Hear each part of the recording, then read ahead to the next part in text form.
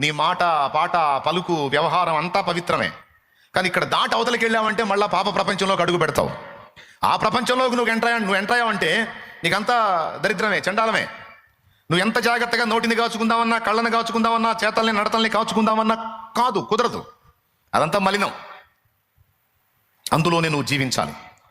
తప్పు చేసేవాడిని ఎందుకురా తప్పు చేస్తున్నావు అంటే, తప్పేంది సార్, ఇది సాధారణం, అందరూ చేసేదే నేను చేస్తున్నాను, నేనేం స్పెషల్గా చేయట్లేదే, ఇది నేనే చేసినట్టు మాట్లాడుతున్నారు. కొంతమంది తేడా పడ్డోళ్ళని ఇది తప్పు కదా అని అడిగామనుకో, ఖచ్చితంగా వాళ్ళు వాడే డైలాగ్, మరి పెద్ద మనుషులు ఎవరు, పెద్ద రమ్మను, మంచి పిల్లలు ఎవరు రమ్మను, కొంతమంది అయితే మరీ వెటకారంగా స్తంభాలు ఎత్తేవాళ్ళు ఎవరు రమ్మను అంటారు.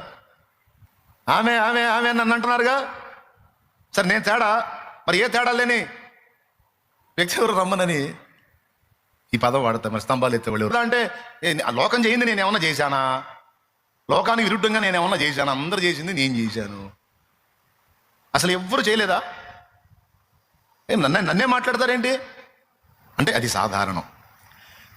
పాపము నిండిన ప్రపంచంలో పాపముతో బ్రతకటము సాధారణము.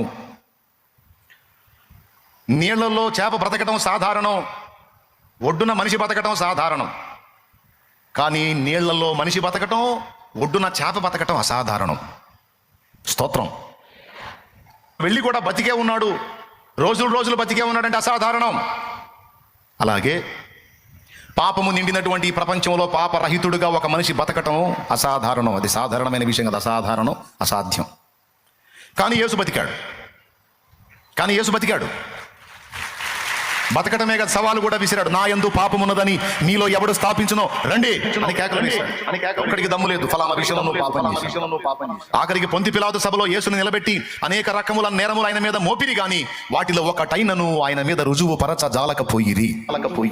చివరికి తెలుసా, ఈ నీతిమంతుని యందు నాకే దోషము కనబడలేదు అన్నాడు.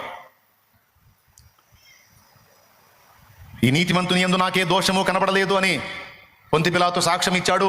యేసు ప్రభువే బాహటంగా మాట్లాడాడు, నా యందు పాపం ఉన్నదని మీలో ఎవడు స్థాపించును అని. ఇప్పుడు మీకు వెంటనే ఒక మాట డౌట్ వచ్చింది, యేసు ప్రభు అంటే మనలాగా ఆదాము రక్తం పంచుకు పుట్టలేదు, పాపపు రక్తం పంచుకు పుట్టలేదు, పరిశుద్ధ రక్తంతో పుట్టాడు, ఆయన బ్లడ్లో పాప బీజం లేదు, కాబట్టి ఆయన పాపం చేయకుండా ఉండటానికి నిగ్రహించుకునే అవకాశం ఆయనకుంది. మన ఏముంది, పుట్టడమే పాపరోగులుగా పుట్టాము, కాబట్టి మనం యేసు ప్రభులాగా ఉండటం అంటే అది ఏది కాదు. యేసు ప్రభు రక్తం పరిశుద్ధమైన రక్తం అని మనమే కదా పాడుకుంటున్నాం, నిర్దోషమైన రక్తం, నిష్కళంకమైన రక్తం అని. కాబట్టి ఆ బ్లడ్ వేరు, ఈ బ్లడ్ వేరు, కాబట్టి ఈ బ్లడ్లో పాపం నడిచింది, ఆ బ్లడ్లో పాపం ఆగే ఛాన్స్ ఉందని అప్పుడప్పుడు నీకు అనుమానం వచ్చే అవకాశం ఉంది. దానికి కూడా సమాధానం, ఇప్పుడు యేసు ప్రభు రక్తంలో